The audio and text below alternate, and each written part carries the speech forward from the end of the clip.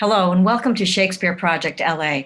Our reading today is Titus Andronicus, and our players are Jason Rennie, Christopher Carbo, Taylor Marr, Ben Birmingham, Megan Wells, Elise Ashton, Chris Klein, Richard Conley, Dave Demke, Mark Tracy, Nancy Pasquale, Spencer Frederick, Elizabeth Juvenal, John Eddings, Hadley Hulka, and I'm Mary Carrig. And without further ado, Shakespeare Project LA presents Titus Andronicus.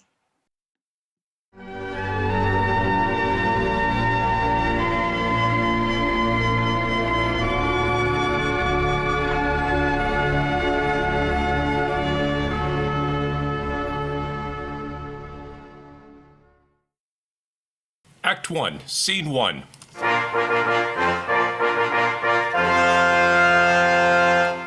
Rome. Enter Marcus Andronicus with the tribunes and senators above. Enter below Saturninus and his followers at one side, and Bassianus and his followers at another side. Noble patricians, patrons of my right, defend the justice of my cause with arms, and countrymen, my loving followers, plead my successive titles with your swords. I am his firstborn son, that was the last that wore the imperial diadem of Rome. Then let my father's honors live in me, not wrong mine age with this indignity. Romans, friends, followers, favorers of my right, if ever Bassianus, Caesar's son, were gracious in the eyes of royal Rome, keep then this passage to the Capitol, and suffer not dishonor to approach to the imperial seat, to virtue consecrate, to justice, continence, and nobility. But let desert impure election shine, and Romans, fight for freedom in your choice. Princes that strive by factions and by friends, ambitiously for rule and empery, know that the people of Rome, for whom we stand, a special party have by common voice in election for the Roman empery, chosen Andronicus, surnamed Pius, for many good and great deserts to Rome. A nobler man, a braver warrior, lives not this day within the city walls. He by the Senate is a sighted home from weary wars against the barbarous Goths, that with his sons, a terror to our foes, hath yoked a nation strong, trained up in arms. 10 years are spent since first he undertook this cause of Rome, and chastised with arms our enemy's pride. 5 times he hath returned bleeding to Rome, bearing his valiant sons in coffins from the field. And now at last, laden with honor spoiled, returns the good Andronicus to Rome, renowned Titus, flourishing in arms. Let us entreat, by honor of his name, whom worthily you would now have succeed, and in the Capitol and Senate's right, whom you pretend to honor and adore, that you withdraw you and abate your strength, dismiss your followers, and as suitors should, plead your deserts in peace and humbleness. How fair the tribune speaks to calm my thoughts. Marcus Andronicus, so do I affian the uprightness and integrity, and so I love and honor thee and thine, thy noble brother Titus and his sons, and her to whom my thoughts are humbled all, gracious Lavinia, Rome's rich ornament, that I will here dismiss my loving friends, and to my fortunes, the people's favor, commit my cause in balance to be weighed. Friends that have been thus forward in my right, I thank you all, and here dismiss you all. And to the love and favor of my country commit myself, my person, and the cause. Rome, be as just and gracious unto me as I am confident and kind to thee. Open the gates, let me in. Tribunes and me, a poor competitor.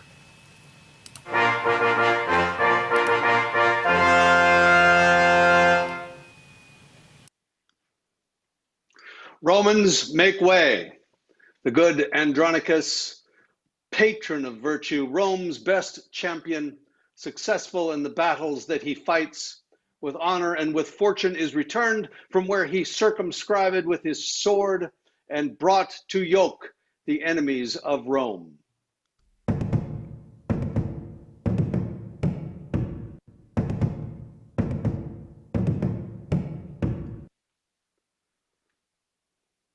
Hail Rome, victorious in thy morning weeds.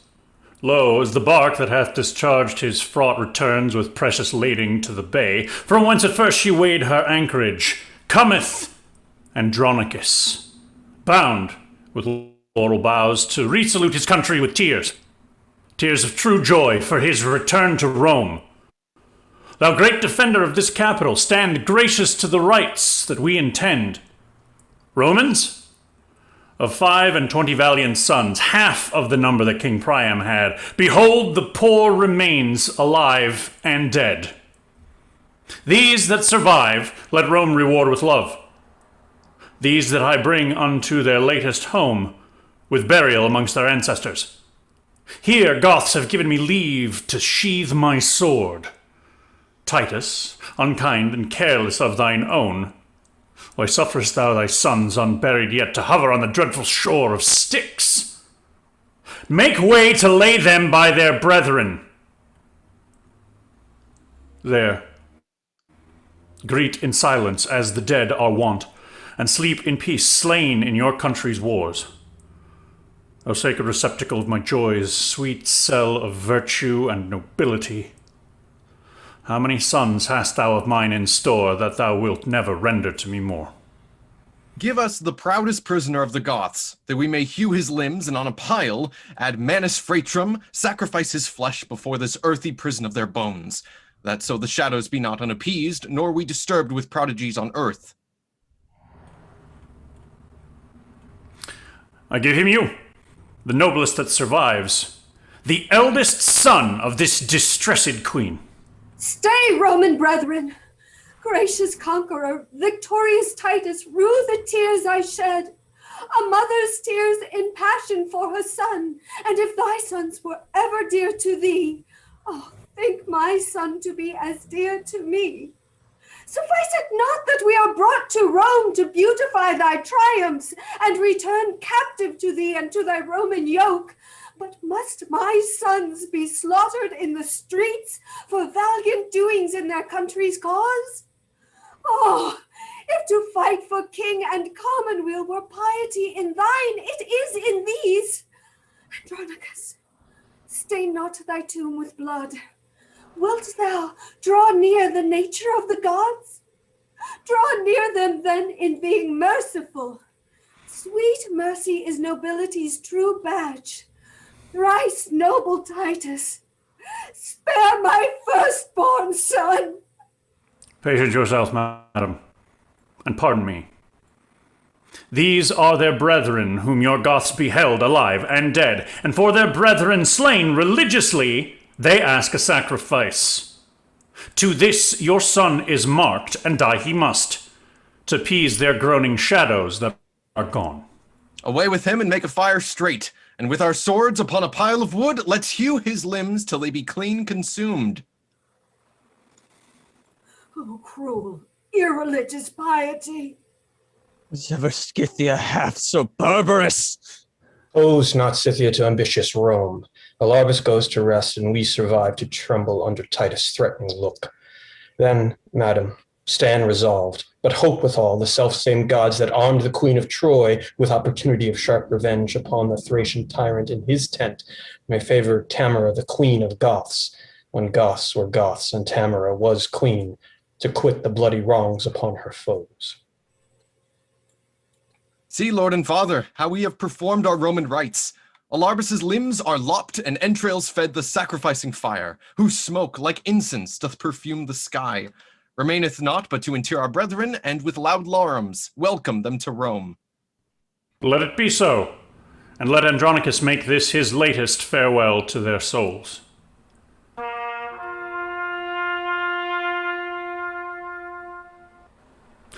In peace and honor rest you here, my sons, Rome's readiest champions.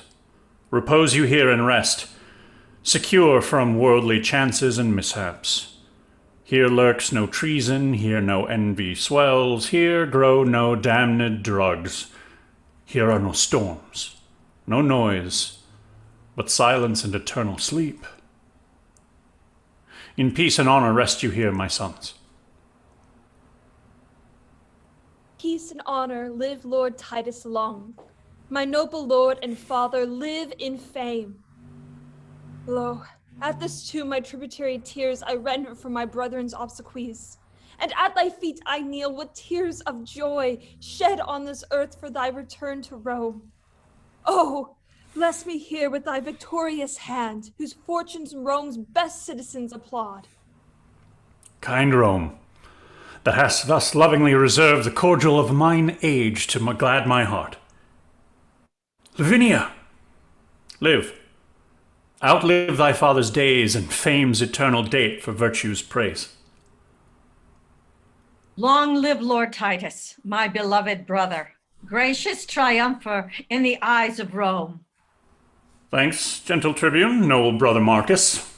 And welcome, nephews from successful wars, you that survive and you that sleep in fame. Fair lords, your fortunes are alike in all, that in your country's service drew your swords. But safer triumph in this funeral pomp that hath aspired to Solon's happiness, and triumphs over chance and honor's bed. Titus Andronicus, the people of Rome, whose friend in justice thou hast ever been, send thee by me their tribune and their trust, this palament of white and spotless hue, and name thee in election for the empire, with these our late deceased emperor's sons. Be candidatus then, and put it on, and help to set a head on headless Rome.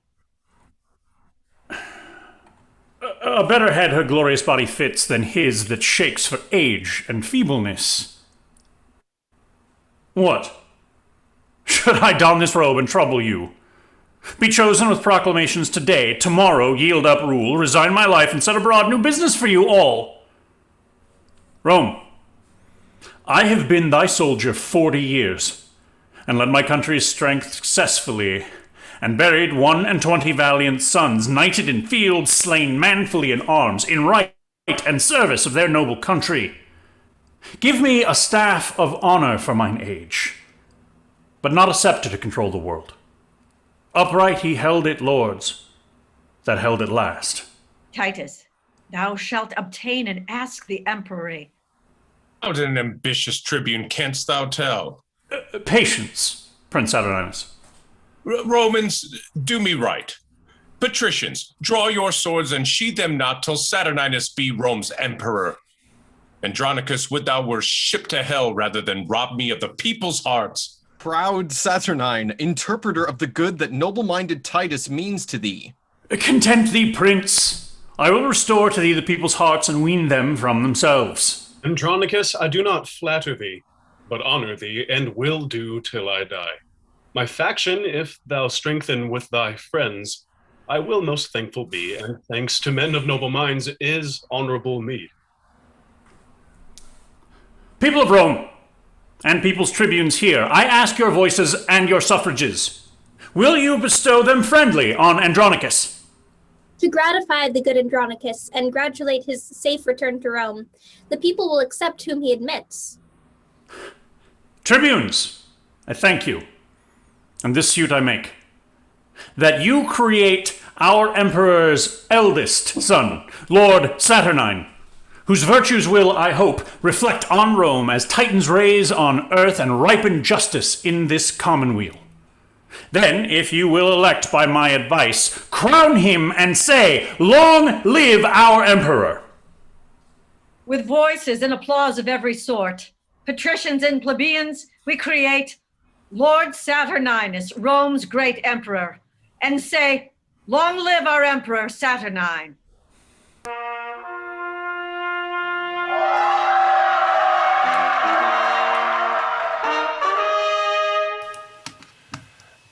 Titus Andronicus, for thy favors done to us in our election this day, I give thee thanks in part of thy deserts, and will with deeds requite thy gentleness.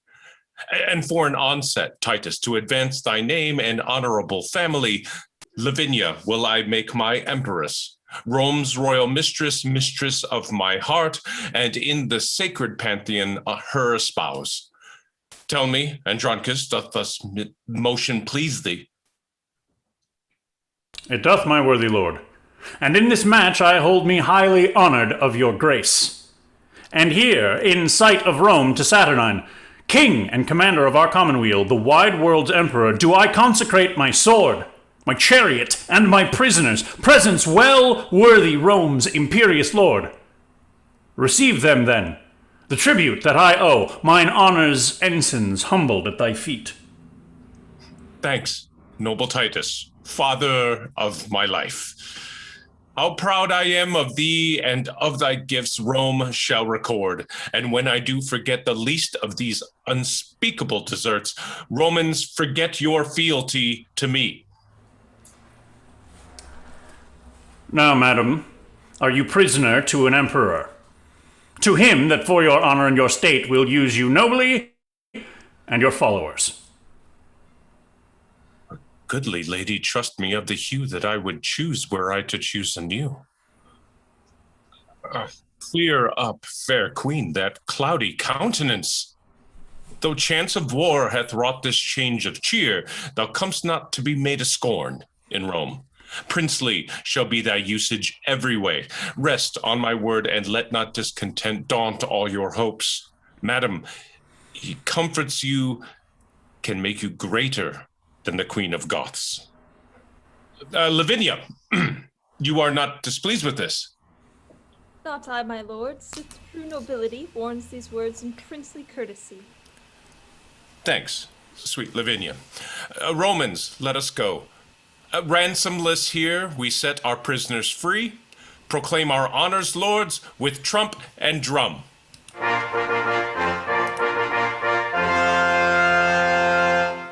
Lord Titus, by your leave, this maid is mine. How, sir? Are you in earnest then, my lord? I, noble Titus, and resolved withal to do myself this reason and this right. Sum cuique is our Roman justice. This prince in justice sees it but his own. And that he will and shall if Lucius live. Traitors avaunt! Where is the emperor's guard? Treason, my lord! Lavinia is surprised. Surprised? By whom? By him that justly may bear his betrothed from all the world away. Brothers, help to convey her hence away, and with my sword I'll keep this door safe. Follow, my lord, and I'll soon bring her back.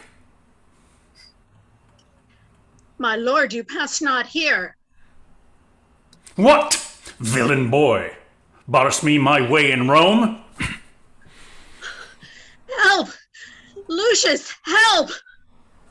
My lord, you are unjust and more than so. In wrongful quarrel, you have slain your son. Nor thou, nor he are any sons of mine. My sons would never so dishonor me. Traitor, restore Lavinia to the emperor. Dead if you will, but not to be his wife that is another's lawful promised love. No, Titus, no. The emperor needs her not, nor her, nor thee, nor any of thy stock. Trust by leisure him that mocks me once, thee never, nor thy traitorous haughty sons, confederates, all thus to dishonor me. Was none in Rome to make a stale but Saturnine, Full well, Andronicus, agree these deeds with that proud brag of thine, that saidst I begged the empire at thy hands. Oh, monstrous! What reproachful words are these? Go thy ways. Go, give that changing peace to him that flourished for her with his sword. A valiant son-in-law thou shalt enjoy, one fit to bandy with thy lawless sons to ruffle in the commonwealth of Rome. These words are razors to my wounded heart. And therefore, lovely Tamra, queen of Goths, that like the stately Phoebe mongst her nymphs doth overshine the gallant'st dames of Rome, if thou be pleased with this my sudden choice, behold, I choose thee, Tamra, for my bride, and will create thee Empress of Rome. Speak, Queen of Goths, dost thou applaud my choice? And here I swear by all the Romans' gods, since priest and holy water are so near, and tapers burn so bright, and everything in readiness for Hymenaeus stand, I will not resalute the streets of Rome, or climb my palace, till from forth this place I lead espoused my bride along with me. And here in sight of heaven to Rome I swear, as Saturnine advanced the Queen of Goths, she will a handmaid be to his desires, a loving nurse, a mother to his youth.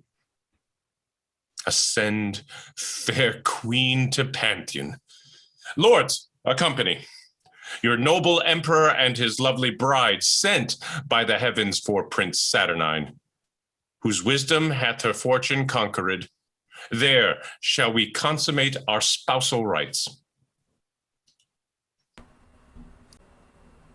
I am not bid to wait upon this bride. Titus, when wilt thou want to walk alone, dishonored thus and challenged of wrongs? O Titus, see, oh, see what thou hast done! In a bad quarrel slain a virtuous son. No, foolish tribune, no. No son of mine, nor thou, nor these confederates in the deed that hath dishonored all our family. Unworthy brother and unworthy sons! But let us give him burial as becomes. Give Mutius burial with our brethren. Traitors, away! He rests not in this tomb. This monument 500 years hath stood, which I have sumptuously re-edified. Here none but soldiers and Rome servitors repose in fame, none basely slain in brawls. Bury him where you can. He comes not here. My lord, this is impiety in you. My nephew Mutius's deeds do plead for him. He must be buried with his brethren. And shall, or him. And shall. What villain was it spake that word? He that would vouch it in any place but here. What? Would you bury him in my despite? No, noble Titus, but entreat of thee to pardon Mutius and bury him. Marcus, even thou hast struck upon my crest, and with these boys mine honor thou hast wounded. My foes, I do repute you, every one. So trouble me no more, but get you gone. He is not with himself. Let us withdraw. Not I, till Mutius's bones be buried. Brother, for in that name doth nature plead. Father, and in that name doth nature speak. Speak thou no more, if all the rest will speed. Renowned Titus, more than half my soul. Dear father, soul and substance of us all.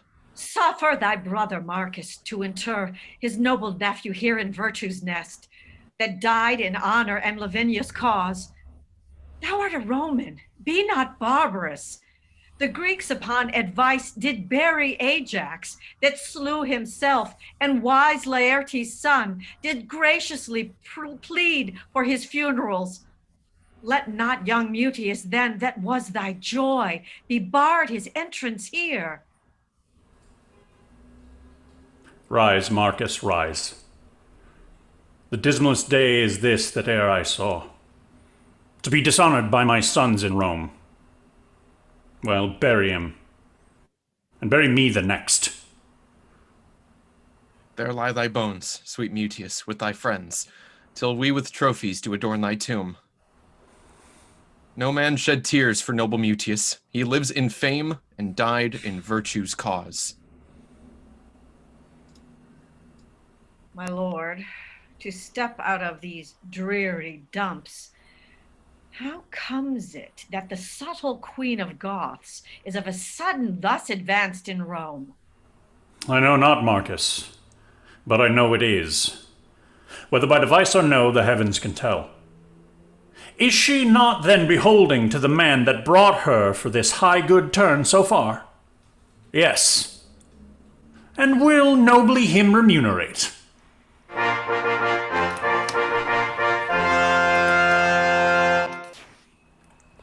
So, Bassianus, you have played your prize. God give you joy, sir, of your gallant bride. And you of yours, my lord.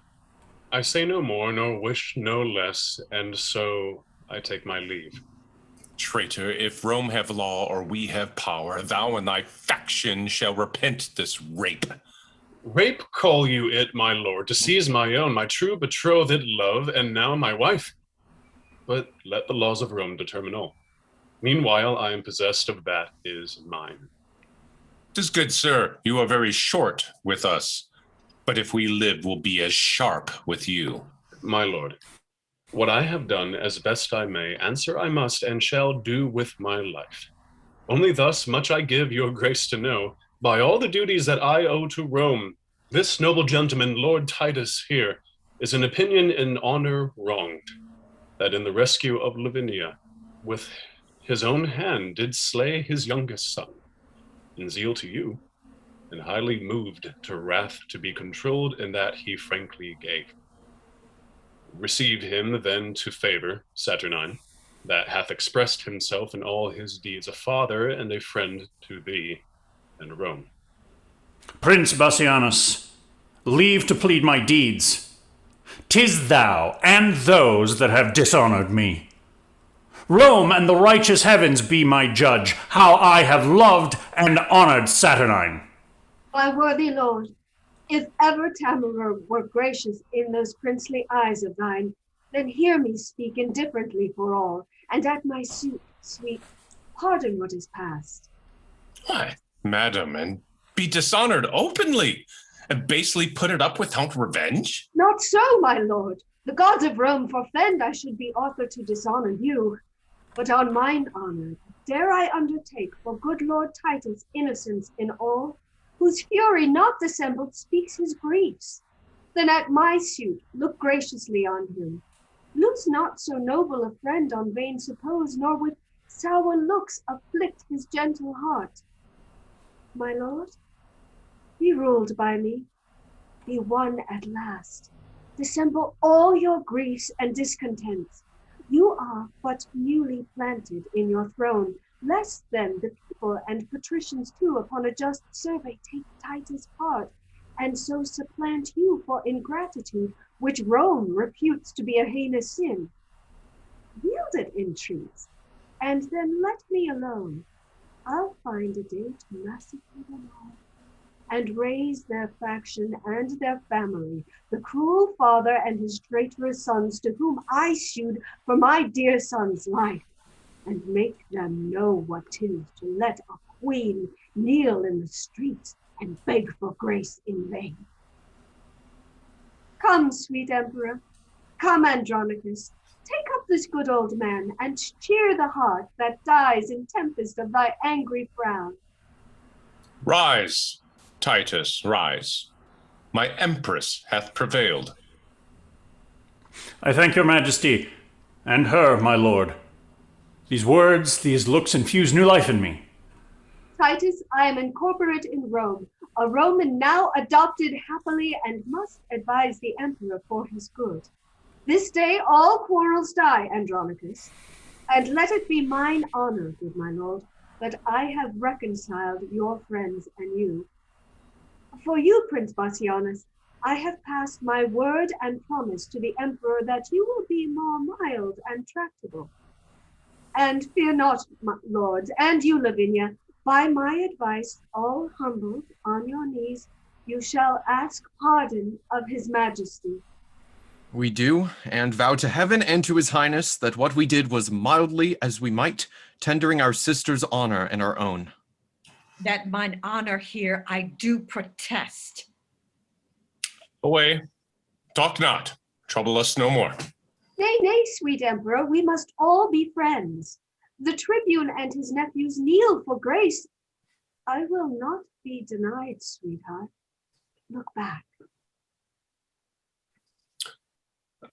Marcus, for thy sake and thy brothers here, and at my lovely Tamara's entreats, I do remit these young men's heinous faults. Stand up. Lavinia, though you left me like a churl, I found a friend. And sure as death I swore I would not part a bachelor from the priest. Come, if the emperor's court can feast 2 brides, you are my guest, Lavinia, and your friends. This day shall be a love day, Tamra. Tomorrow, and it please your majesty to hunt the panther and the hart with me. With horn and hound will give your grace bonjour. Be it so, Titus, and Gramercy too.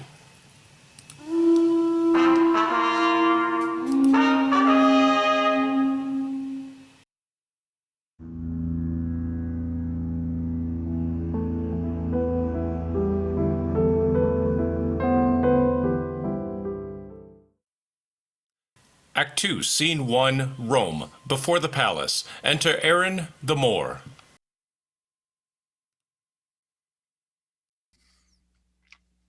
Now climbeth Tamara Olympus's top, safe out of fortune's shot, and sits aloft, secure of thunder's crack or lightning flash, advanced above pale envy's threatening reach, as when the golden sun salutes the morn, and having gilt the ocean with his beams, gallops a zodiac in his glistering coach, and overlooks the highest peering hills.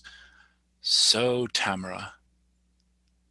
Upon her writ doth earthly honor wait, and virtue stoops and trembles at her frown. Then, Aaron, arm thy heart and fit thy thoughts, to mount aloft with thy imperial mistress, and mount her pitch, whom thou in triumph long hath prisoner held, fettered in amorous chains, and faster bound to Aaron's charming eyes than is Prometheus tied to Caucasus. Away with slavish weeds and servile thoughts. I will be bright, shine in pearl and gold, to wait upon this new-made empress. To wait, said I? To wanton with this queen, this goddess, this Semiramis, this nymph, this siren that will charm Rome's Saturnine, and see his shipwreck and his commonweals. Holla! What storm is this? Aaron, thy years wants wit, thy wits wants edge and manners to intrude where I am graced, and may, for aught thou knowest, affected be. Demetrius, thou dost overween in all, and so in this to bear me down with braves. 'Tis not the difference of a year or two makes thee less gracious, or thee more fortunate. I am as able and as fit as thou to serve and to deserve my mistress's grace, and that my sword upon thee shall approve and plead my passions for Lavinia's love. Clubs, clubs. These lovers will not keep the peace. Why, boy, although our mother, unadvised, gave you a dancing rapier by your side, are you so desperate grown to threat your friends? Go to. Have your laugh glued within your sheath till you know better how to handle it. Meanwhile, sir, with the little skill I have, full well shalt thou perceive how much I dare. Aye, boy, grow you so brave? Why, how now, lords? So near the Empress' palace dare you draw, and maintain such a quarrel openly? Full well I wot the ground of all this grudge. I would not for 1,000,000 of gold the cause were known to them it most concerns. Now, would your noble mother for much more be so dishonored in the court of Rome? For shame, put up. Not I, till I have sheathed my rapier in his bosom, and withal thrust those reproachful speeches down his throat that he hath breathed in my dishonor here. Ooh, for that I am prepared and well resolved. Thou spoken coward, thou thunderest with thy tongue, and with thy weapon nothing darest perform. Away, I say. Now by the gods that warlike Goths adore, this petty brabble will undo us all. Why, lords, think you not how dangerous it is? To jet upon a prince's right? What, is Lavinia then become so loose, or Bassianus so degenerate, that for her love such quarrels may be broached without controlment, justice, or revenge? Young lords, beware, and should the empress know this discord's ground, the music would not please. I care not. I knew she and all the world. I love Lavinia more than all the world. Youngling, learn thou to make some meaner choice. Lavinia is thine elder brother's hope. Why, are you mad? Or know you not in Rome how furious and impatient they be, and cannot brook competitors in love? I tell you, lords, you do but plot your deaths by this device. Aaron, 1,000 deaths would I propose to achieve her whom I love. To achieve her how? Why makest thou it so strange? She is a woman, therefore may be wooed. She is a woman, therefore may be won. She is Lavinia, therefore must be loved. What, man? More water glideth by the mill that wots the miller of, and easy it is of a cutloaf to steal a shive, we know. Though Bassianus be the emperor's brother, better than he have worn Vulcan's badge.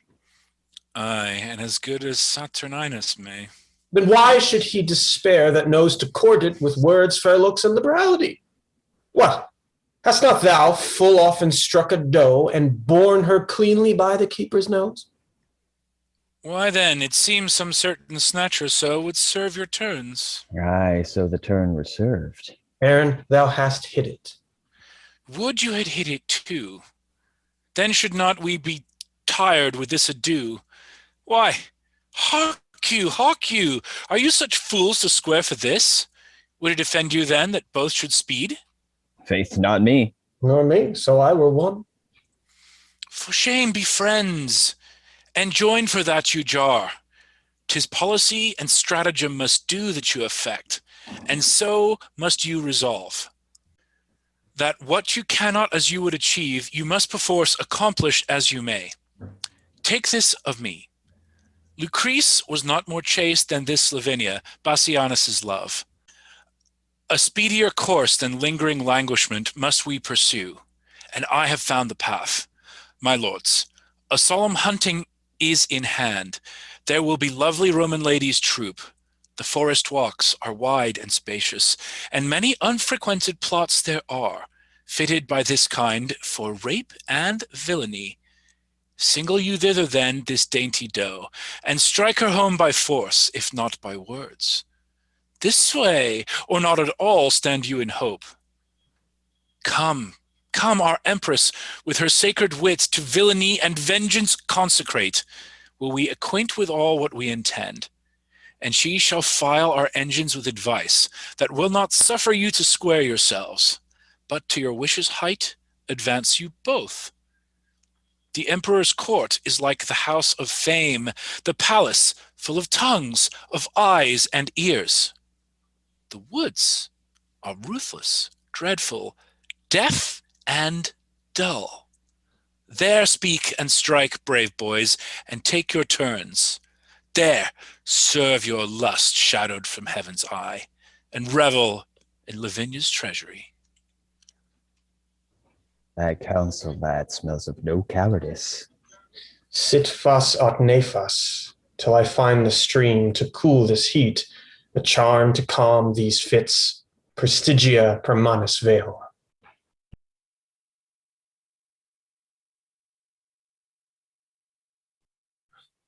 Act 2, Scene 2, a great forest outside of Rome.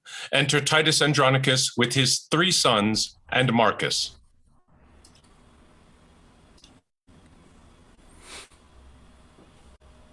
The hunt is up. The moon is bright and grey. The fields are fragrant and the woods are green.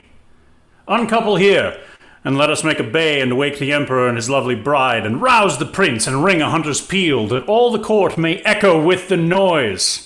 Sons, let it be your charge, as it is ours, to attend the emperor's person carefully. I have been troubled in my sleep this night, but dawning day new comfort hath inspired.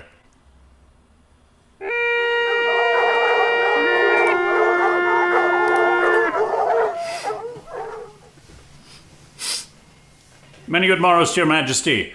Madam, to you as many and as good. I promise it your grace a hunter's peal. And you have rung it lustily, my lords. Somewhat too early for new married ladies. Lavinia, how say you? I say no. I have been brought awake 2 hours and more. Come, on then. Horse and chariots let us have, and to our sport. Madam, now shall you see our Roman hunting. I have dogs, my lord, will rouse the proudest panther in the chase and climb the highest promontory top. And I have horse will follow where the game makes way and runs like swallows o'er the plain. Iron, we hunt not, we, with horse nor hound, but hope to pluck a dainty doe to ground.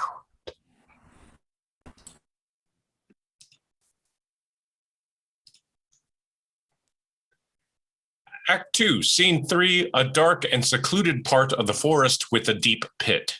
Enter Aaron, alone, carrying a bag of gold.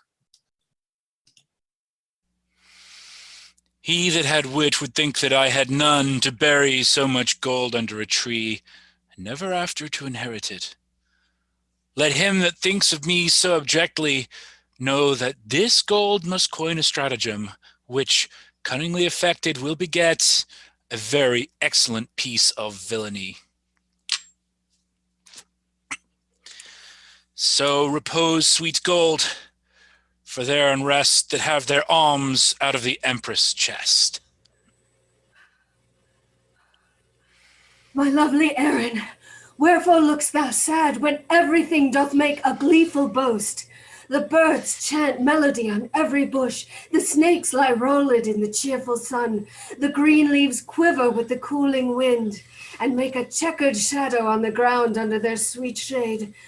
Aaron, let us sit, and whilst the babbling echo mocks the hounds replying shrilly to the well-tuned horns, as if a double hunt were heard at once, let us sit down and mark their yellowing noise, and after conflict such as was supposed the wandering prince and Dido once enjoyed, when with a happy storm they were surprised and curtained with a counsel-keeping cave, we may, each wreathed in each other's arms, our pastimes done, possess a golden slumber, whilst hounds and horns and sweet melodious birds be unto us as in is a nurse's song of lullaby to bring her babe asleep. Madam, Venus govern your desires. Saturn is dominator over mine. What signifies my deadly standing eye, my silence and my cloudy melancholy? My fleece of woolly hair that now uncurls, even as an adder when she doth unroll to do some fatal execution. No, madam, these are no venereal signs. Vengeance is in my heart, death in my hand, blood and revenge are hammering in my head.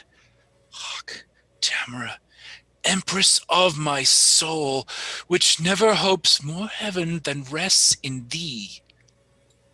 This is the day of doom for Bassianus. His Philomel must lose her tongue today. Thy sons make pillage of her chastity and wash their hands in Bassianus's blood. See thou this letter. Take it up, I pray thee, and give the king this fatal plotted scroll. Now, question me no more. We are espied. Here comes a parcel of our hopeful booty, which dreads not yet their lives' destruction. Oh, my sweet Moor, sweeter to me than life. No more, great empress. Bassianus comes. Be cross with him, and I'll go and fetch thy sons to back thy quarrels, whatsoever they be. Who have we here? Rome's royal empress, unfurnished of her well-beseeming troop, or is it Diane, habited like her, who hath abandoned her holy groves to see the general hunting in this forest? Saucy controller of my private steps, had I the power, some say Diane had, thy temple should be planted presently with horns, as was Actaeon's, and the hounds should drive upon thy new transformed limbs, unmannerly intruder as thou art. Under your patience, gentle empress, 'tis thought you have a goodly gift in horning. and to be doubted that your Moor and you are single forth to try experiments. Jove, shield your husband from his hounds today. 'Tis pity they should take him for a stag. Believe me, queen, your swarthy Cimmerian doth make your honor of his body's hue spotted, detested, and abominable. Why are you sequestered from all your train, dismounted from your snow-white goodly steed, and wandered hither to an obscure plot, accompanied but with a barbarous Moor, if foul desire had not conducted you? And being intercepted in your sport, great reason that my noble lord be rated for sauciness? I pray you, let us hence, and let her joy her raven-colored love. This valley fits the purpose passing well. The king my brother shall have notice of this. I, for these slips, have made him noted long. Good king, to be so mightily abused. Why, I have patience to endure all this. How now, dear sovereign and our gracious mother, why doth your highness look so pale and wan? Have I not reason, think you, to look pale? These two have ticed me hither to this place. A barren, detested vale, you see it is. The trees, though some are yet forlorn and lean, overcome with moss and baleful mistletoe. Here never shines the sun. Here nothing breeds unless the nightly owl or fatal raven. And when they showed me this abhorred pit, they told me here at dead time of night 1,000 fiends, 1,000 hissing snakes, 10,000 swelling toads, as many urchins would make such fearful and confused cries as any mortal body hearing it should straight fall mad, or else die suddenly. No sooner had they told this hellish tale, but straight they told me they would bind me here unto the body of a dismal yew, and leave me to this miserable death. And then they called me foul adulteress, lascivious, Goth, and all the bitterest terms that ever ear did hear to such effect. And had you not by wondrous fortune come, this vengeance on me had they executed. Revenge it as you love your mother's life, or be you not henceforth called my children. This is a witness that I am thy son. And this for me, struck home to show my strength.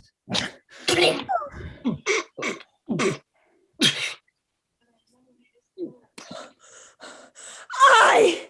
Come, Semiramis, nay, barbarous Tamra, for no name fits thy nature but thy own. Give me the poniard. You shall know, my boys, your mother's hand shall right your mother's wrong. Stay, madam. Here is more belongs to her. First thrash the corn, then after burn the straw. This minion stood upon her chastity, upon her nuptial vow, her loyalty, and with that painted hope braves your mightiness. And shall she carry this unto her grave? If she do, I would I were a eunuch. Drag hence her husband to some secret hole, and make his dead trunk pillow to our lust. But when you have the honey you desire, let not this wasp outlive us both to sting. Well, I warrant you, madam, we will make that sure. Come, mistress, now before us we will enjoy that nice preserved honesty of yours. Oh, Tamara, thou bearest a woman's face. I will not hear her speak. Away with her. Sweet lords, entreat her, hear me but a word. Listen, fair madam. Let it be your glory to see her tears, but be your heart to them as unrelenting flint to drops of rain. When did the tiger's young ones teach the dam? Oh, do not learn her wrath. She taught it thee. The milk thou suckst from her did turn to marble, even at thy teeth thou hast thy tyranny. Yet every mother breeds not sons alike. Do thou entreat her, show a woman's pity. What? Wouldst thou have me prove myself a bastard? 'Tis true, the raven doth hatch a lark. Yet have I heard, oh, could I find it now, the lion, moved with pity did endure, to have his princely paws parred all away. Some say the ravens foster forlorn children, whilst their own birds famish in their nests. Oh, be to me, though thy hard heart say no, nothing so kind, but something pitiful. I know not what it means. Away with her. Oh, let me teach thee for my father's sake, that gave thee life when well he might have slain thee. Be not obdurate, open thy deaf ears. Hadst thou in person ne'er offended me, even for his sake am I pitiless. Remember, boys, I poured forth tears in vain to save your brother from the sacrifice, but fierce Andronicus would not relent. Therefore away with her, and use her as you will. The worse to her, the better loved of me. Oh, Tamara, be called a gentle queen, and with thy own hands kill me in this place, for 'tis not life that I have begged so long. Poor, I was slain when Bassianus died. What? Beggst thou then? Fond woman, let me go. 'Tis present death I beg, and one thing more, that womanhood denies my tongue to tell. Oh, keep me from their worse than killing lust, and tumble me into some loathsome pit, where never man's eyes may behold my body. Do this, and be a charitable murderer. So should I rob my sweet sons of their feet? No, let them satisfy their lust on thee. Away, for thou hast stayed us here too long. No grace, no womanhood, oh, beastly creature, the blot and enemy to our general name. Confusion fall! Nay, then I'll stop your mouth. Bring thou her husband. This is the hole where Aaron bid us hide them. Farewell, my sons. See that you make her sure. Ne'er let my heart know merry cheer indeed, till all the Andronici be made away. Now will I hence to seek my lovely Moor, and let my spleenful sons this trull deflower.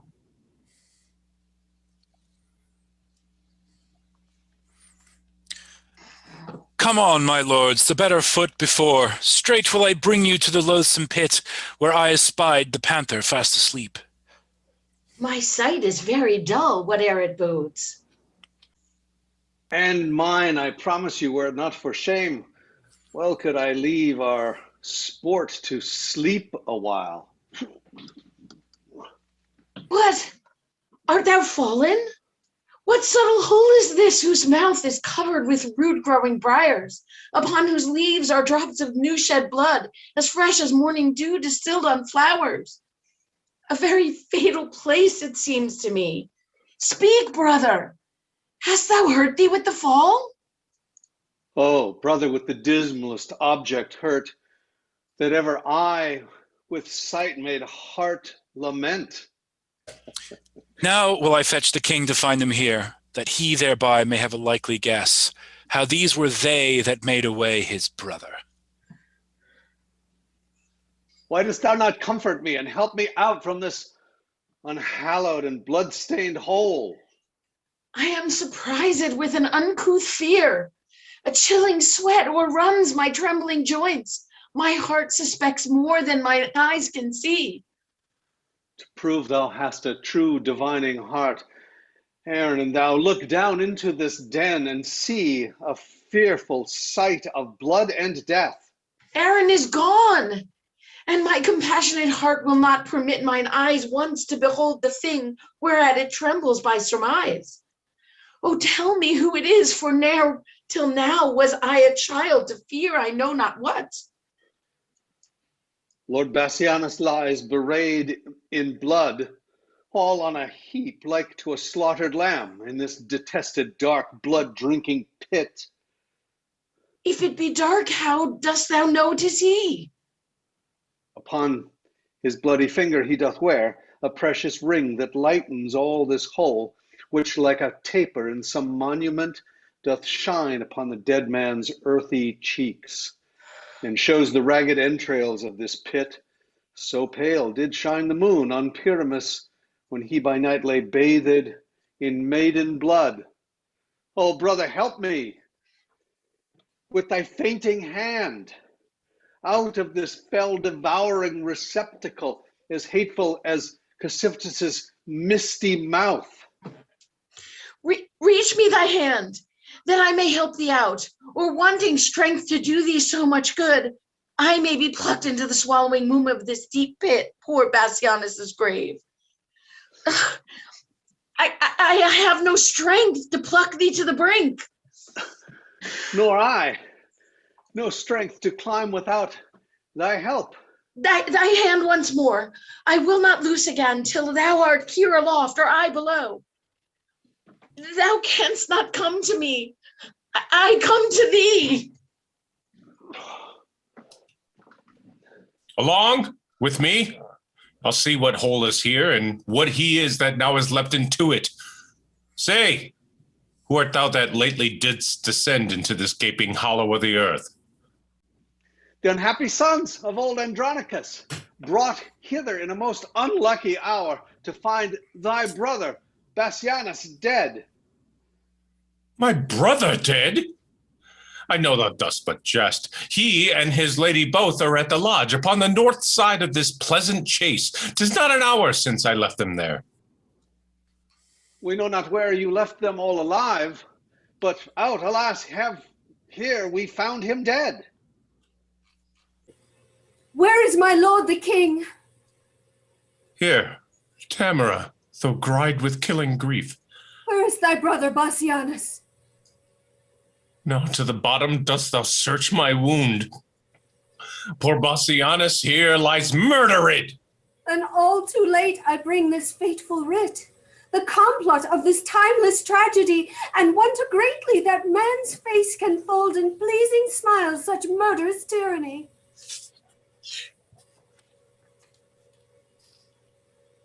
If we miss to meet him handsomely, sweet huntsman, Bassianus 'tis we mean, do thou so much as dig the grave for him.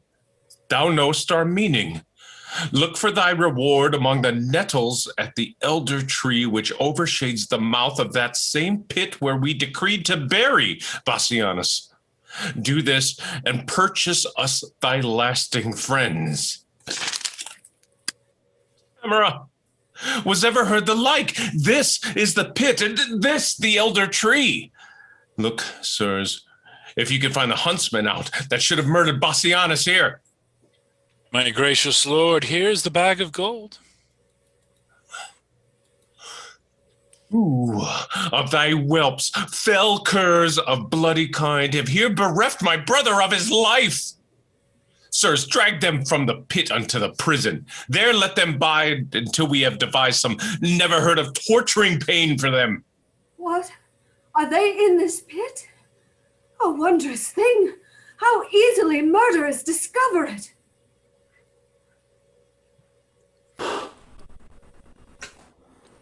High Emperor, upon my feeble knee I beg this boon with tears not lightly shed, that this fell fault of my accursed sons, accursed if the faults be proved in them.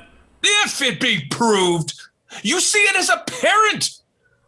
Who found the letter, Tamara? Was it you? Andronicus himself did take it up.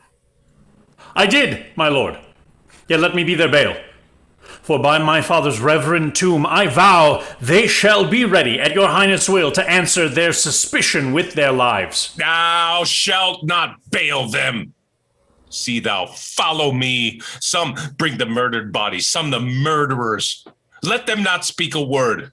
Guilt is plain. For by my soul, were there worse end than death, that end upon them should be executed. Andronicus, I will entreat the king. Fear not thy sons. They shall do well enough. Come, Lucius, come. Stay not to talk with them.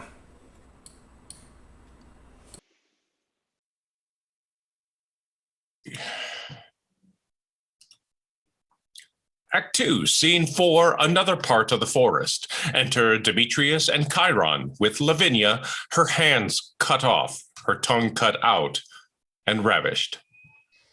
So, now go tell, and if thy tongue can speak, who 'twas that cut thy tongue and ravished thee. Write down thy mind, Bewry thy meeting so, and if thy stumps will let thee play the scribe. See how with signs and tokens she can scrawl. Go home, call for sweet water, wash thy hands. She hath no tongue to call, nor hands to wash, and so let's leave her to her silent walks. Twere my cause, I should go hang myself. If thou hadst hands to help thee knit the cord.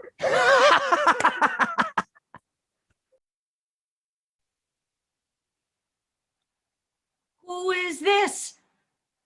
My niece that flies away so fast? Cousin, a word! Where is your husband? If I do dream, would all my wealth would wake me.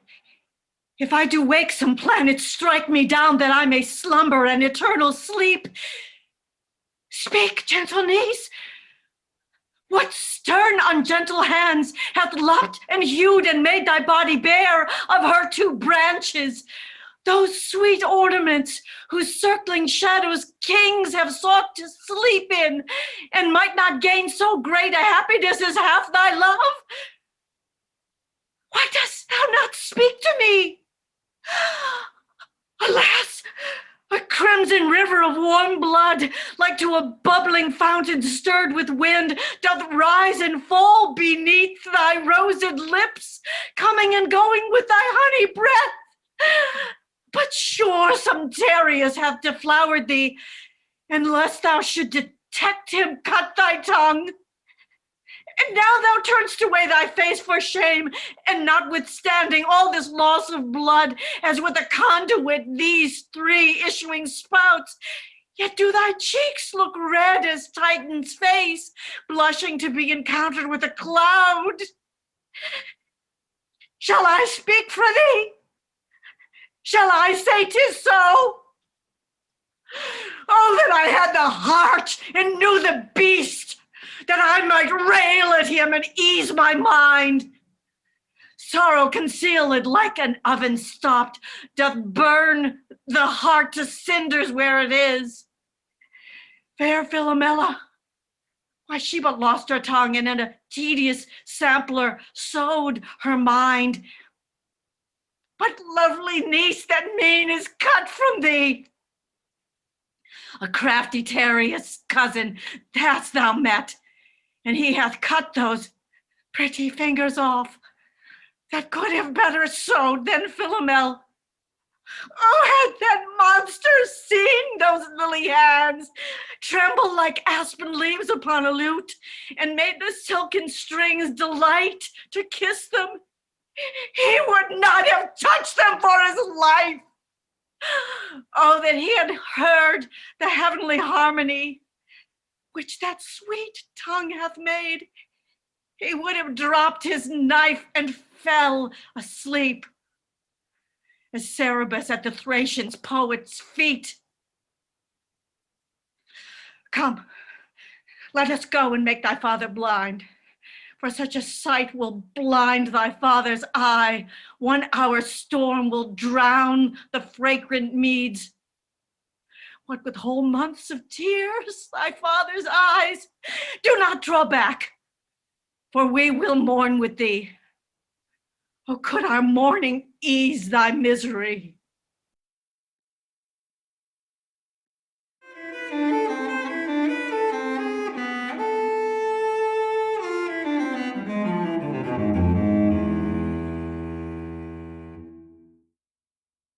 Act 3, Scene 1, a street in Rome leading to the execution grounds. Enter Titus, pleading before a procession of judges and senators, leading Quintus and Marcius bound. Hear me, grave fathers, noble tribunes, stay. For pity of mine age, whose youth was spent in dangerous wars whilst you securely slept. For all my blood in Rome's great quarrel shed, for all the frosty nights that I have watched, and for these bitter tears which now you see filling the aged wrinkles in my cheeks, be pitiful to my condemned sons, whose souls is not corrupted as 'tis thought. For 22 sons I never wept, because they died in honor's lofty bed.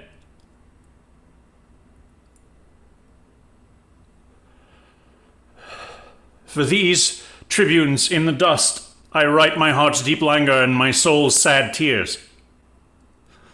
Let my tears stanch the earth's dry appetite. My son's sweet blood will make it shame and blush. O earth, I will befriend thee more with rain that shall distill from these two ancient ruins than youthful April shall with all his showers. In summer's drought I'll drop upon thee still. In winter with warm tears I'll melt the snow and keep eternal springtime on thy face, so thou refuse to drink my dear son's blood. O reverend tribunes, O gentle aged men, unbind my sons, reverse the doom of death, and let me say that never wept before, my tears are now prevailing orators. Noble father, you lament in vain. The tribunes hear you not. No man is by, and you recount your sorrows to a stone. Ah, Lucius, for thy brothers let me plead. Grave tribunes, once more I entreat of you. My gracious lord, no tribune hears you speak. Why, 'tis no matter, man. If they did hear, they would not mark me. If they did mark, they would not pity me. Yet plead I must, and bootless unto them. Therefore I tell my sorrows to the stones, who though they cannot answer my distress, yet in some sort they are better than the tribunes, for that they will not intercept my tale. When I do weep, they humbly at my feet receive my tears and seem to weep with me. And were they but attired in grave weeds, Rome could afford no tribunes like to these. A stone is soft as wax, tribunes more hard than stones. A stone is silent and offendeth not, and tribunes with their tongues do men to death. But wherefore standest thou with thy weapon drawn? To rescue my two brothers from their death, for which attempt the judges have pronounced my everlasting doom of banishment. Ho, ho, ho, ho. Happy man, they have befriended thee. Why, foolish Lucius, dost thou not perceive that Rome is but a wilderness of tigers? Tigers must prey, and Rome affords no prey but me and mine. How happy art thou then from these devourers to be banished? But who comes with our brother Marcus here? Titus, prepare thy aged eyes to weep, or if not so, thy noble heart to break. I bring consuming sorrow to thine age. Will it consume me? Let me see it then. This was thy daughter. Why, Marcus, so she is. Ay me, this object kills me. Faint-hearted boy, arise and look upon her. Speak, Lavinia. What accursed hand hath made thee handless in thy father's sight?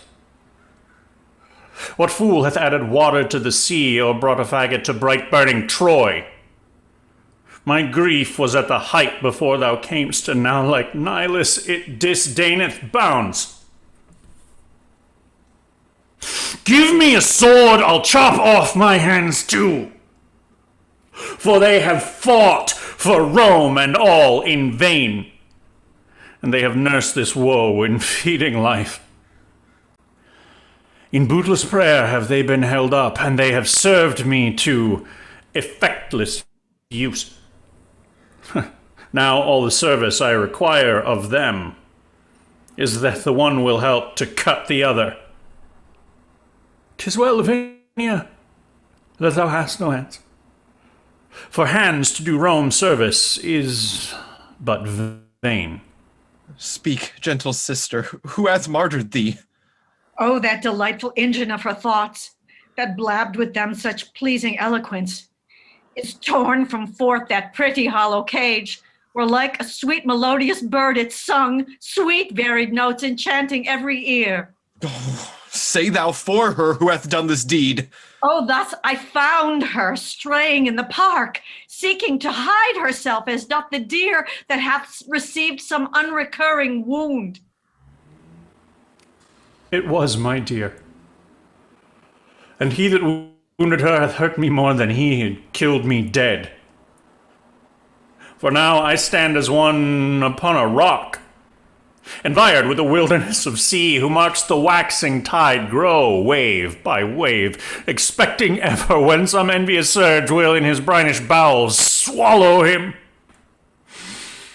This way, to death, my wretched sons are gone.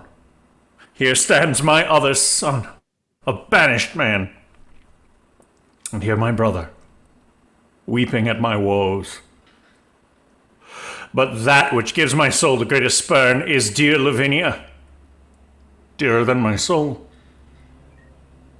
Had I but seen thy picture in this plight, it would have madded me. What shall I do? Now I behold thy lovely body so. Thou hast no hands to wipe away thy tears, no tongue to tell me who hath martyred thee. Thy husband, he is dead, and for his death thy brothers are condemned, and dead by this. Look, Marcus!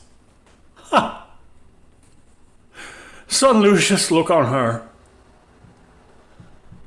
When I did name her brothers, then fresh tears stood upon her cheeks, as doth the honeydew upon a gathered lily almost withered. Perchance she weeps because they killed her husband. Perchance because she knows them innocent. If they did kill thy husband, then be joyful, because the law hath ta'en revenge on them. No, they would not do so foul a deed. Witness the sorrow that their sister makes. Oh, gentle Lavinia, let me kiss thy lips, or make some sign how I may do thee ease. Shall thy good uncle and thy brother Lucius and thou and I sit round about some fountain, looking all downwards to behold our cheeks, how they are stained like meadows, yet not dry with miry slime left on them by a flood? And in the fountain shall we gaze so long, till the fresh taste be taken from that clearness and made a brine pit with our bitter tears? Or shall we cut away our hands like thine? Or shall we bite our tongues and in dumb shows pass to the remainder of our hateful days? What shall we do?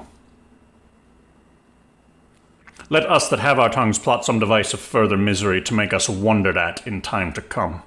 Sweet father, cease your tears, for at your grief see how my wretched sister sobs and weeps. Patience, dear niece. Good Titus, dry thine eyes. Marcus. Brother, well I wot thy napkin cannot drink a tear of mine, for thou, poor man, hast drowned it with thine own. Oh, my Lavinia, I will wipe thy cheeks. Marcus. I understand her signs. Had she a tongue to speak, now would she say that to her brother, which I said to thee. His napkin, with his true tears all bewet, can do no service on her sorrowful cheeks. Ah, what a sympathy of woe is this, as far from help as limbo is from bliss. Titus Andronicus, my lord the emperor sends thee this word, that if thou love thy sons, let Marcus, Lucius, or thyself, old Titus, or any one of you, chop off your hand and send it to the king. He, for the same, will send thee hither both thy sons alive, and that shall be the ransom for their fault. Oh, gracious emperor, oh, gentle Aaron, did ever raven sing so like a lark, that gives sweet tidings of the sun's uprise? Oh, with all my heart I'll send the emperor my hand. Good Aaron, wilt thou help me chop it off? Stay, father, for that noble hand of thine that hath thrown down so many enemies shall not be sent. My hand will serve the turn. My youth can better spare my blood than you, and therefore mine shall save my brothers' lives. Which of your hands hath not defended Rome and reared aloft the bloody battle axe, writing destruction on the enemy's castle? Oh, none of both but are of high desert. My hand hath been but idle. Let it serve. to ransom my 2 nephews from their death. Then have I kept it to a worthy end. Nay, come, agrees whose hand who shall go along, for fear they die before their pardon come. My hand shall go. By heaven, it shall not. Sirs, strive no more. Such withered herbs as these are meet for plucking up, and therefore mine. Sweet father, if I shall be thought thy son, let me redeem my brothers both from death. And for their father's sake and mother's care, let me show a brother's love to thee. Agree between you. I will spare my hand. Then I'll go fetch an axe. But I will use the axe. Come hither, Aaron. I'll deceive them both. Lend me thy hand, and I will give thee mine. If that be called deceit, I will be honest, and never whilst I live deceive men so. But I'll deceive you in another sort, and that you'll say ere half an hour pass.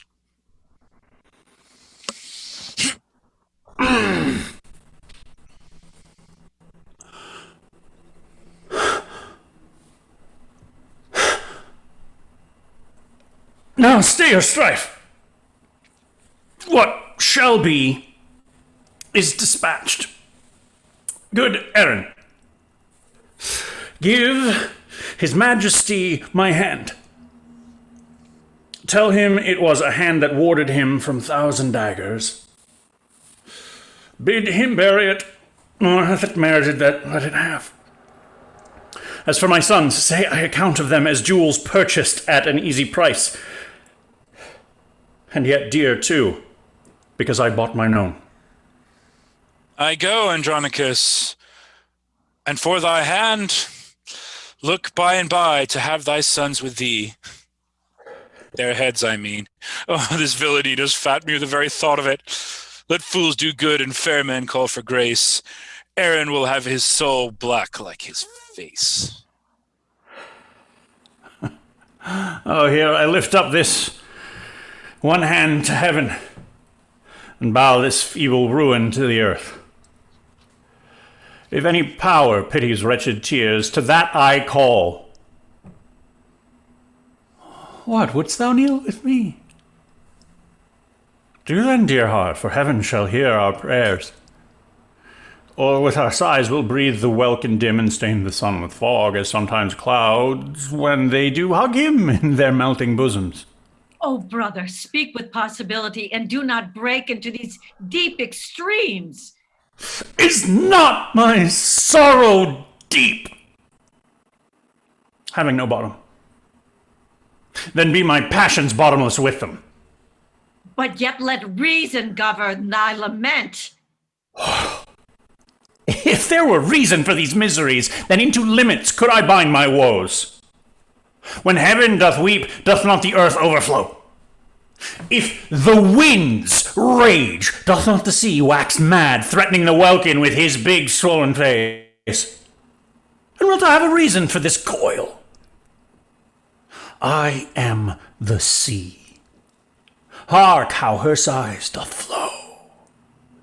She is the weeping welkin, I the earth. Then must my sea be moved with her sighs, then must my earth with her continual tears become a deluge overflowed and drowned. For why my bowels cannot hide her woes, but like a drunkard must I vomit them. Then give me leave, for losers will have leave to ease their stomachs with their bitter tongues. Worthy Andronicus, ill art thou repaid for that good hand thou sendest to the emperor.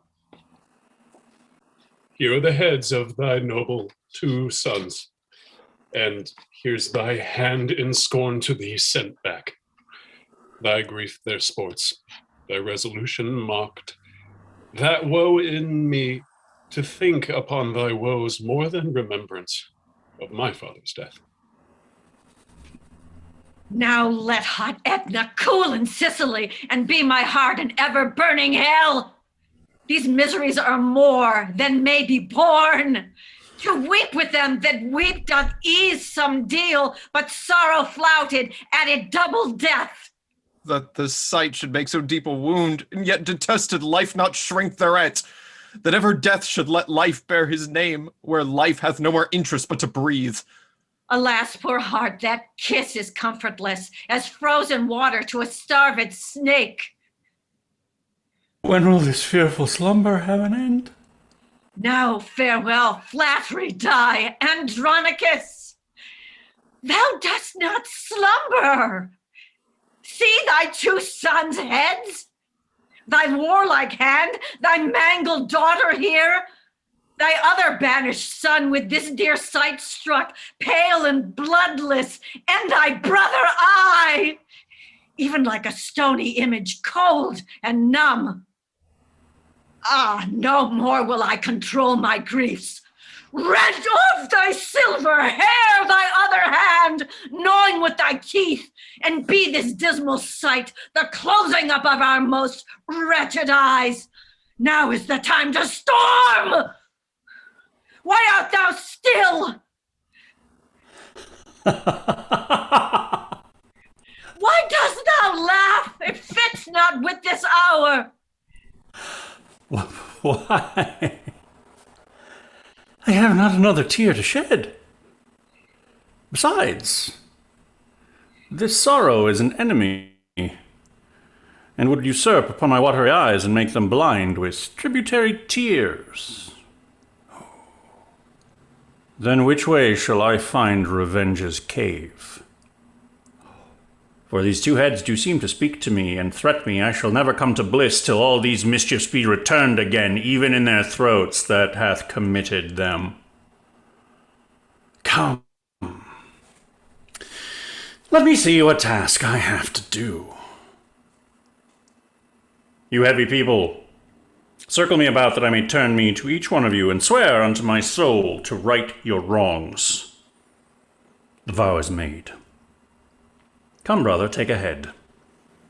And in this hand the other I will bear. And Lavinia, thou shalt be employed in these arms. Bear thou my hand, sweet wench, between thy teeth. As for thee, boy, go get thee from my sight. Thou art an exile, and thou must not stay. Hie to the Goths, and raise an army there.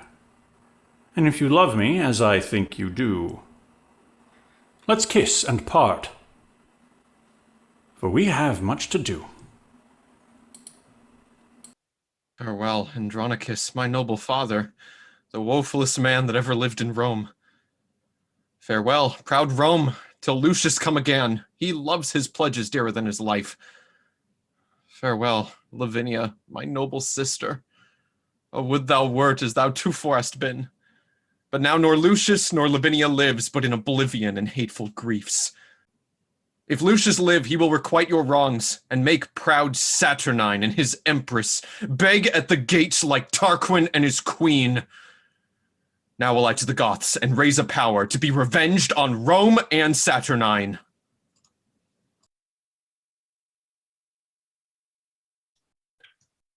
Act 3, Scene 2, the dining hall of Titus' estate outside of Rome. Enter Titus Andronicus, Marcus, Lavinia, and the boy, young Lucius. So, now sit, and look you eat no more than will preserve just so much strength in us as will revenge these bitter woes of ours. Marcus, unknit that sorrow-wreathen knot. Thy niece and I, poor creatures, want our hands, and cannot passionate our tenfold grief with folded arms. Oh, this poor right hand of mine is left to tyrannize upon my breast, who, when my heart, all mad with misery, beats in this hollow prison of my flesh, then thus I thump it down. Thou, map of woe, that thus dost talk in signs, when thy poor heart beats with outrageous beating, thou canst not strike it thus to make it still. Wound it with sighing, girl, kill it with groans. Or get some little knife between thy teeth, and just against thy heart make thou a hole, that all the tears that thy poor eyes let fall may run into that sink, and, soaking in, drown the lamenting fool in sea salt tears. Fie, brother, fie. Teach her not thus to lay such violent hands upon her tender life. How now? Her sorrow made thee dote already. Why, Marcus, no man should be mad but I. What violent hands can she lay on her life? Ah, wherefore dost thou urge the name of hands, to bid Aeneas tell the tale twice o'er how Troy was burnt and he made miserable? Oh, handle not the theme, to talk of hands, lest we remember still that we have none. Fie, how frantically I square my talk, as if we should forget we had no hands. If Marcus did not name the word of hands. Come, let's fall to, and gentle girl, eat this. Here is no drink. Hark, Marcus, what she says. I can interpret all her martyred signs. She says she drinks no other drink but tears brewed with her sorrow, mashed upon her cheeks. Speechless complainer, I will learn thy thought. In thy dumb action will I be as perfect as begging hermits in their holy prayers. Thou shalt not sigh, nor hold thy stumps to heaven, nor wink, nor nod, nor kneel, nor make a sign, but I of these will wrest an alphabet, and by still practice learn to know thy meaning. Good grandsire, leave these bitter deep laments. Make my Aunt Mary with some pleasing tale. Alas, the tender boy in passion moved doth weep to see his grandsire's heaviness. Peace, tender sapling.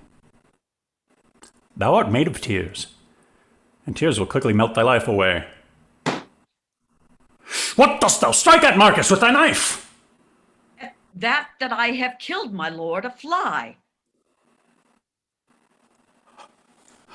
Out on thee, murderer! Thou kill'st my heart. Mine eyes are cloyed with view of tyranny. A deed of death done on the innocent becomes not Titus, brother. Get thee gone. I see thou art not for my company. Alas, my lord, I have but killed a fly. But how if that fly had a father and mother? How would he hang his slender gilded wings and buzz lamenting doings in the air? Poor harmless fly, that with his pretty buzzing melody came here to make us merry, and thou hast killed him. Pardon me, sir. It was a black, ill-favored fly, like to the Empress's Moor, therefore I killed him.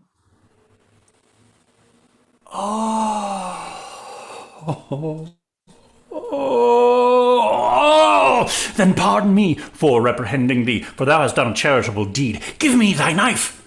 I will insult on him, flattering myself as if it were the Moor come hither purposely to poison me. There's for thyself, as for Tamara, Sarah. Yet I think we are not brought so low, but that between us we can kill a fly that comes in likeness of a cool black Moor. Alas, poor man. Grief hath so wrought on him, he takes false shadows for true substitutes. Come, take away. Lavinia, go with me. I'll to thy closet and go read with thee sad stories chanced in the times of old. Come, boy, and go with me. Thy sight is young, and thou shalt read when mine begin to dazzle.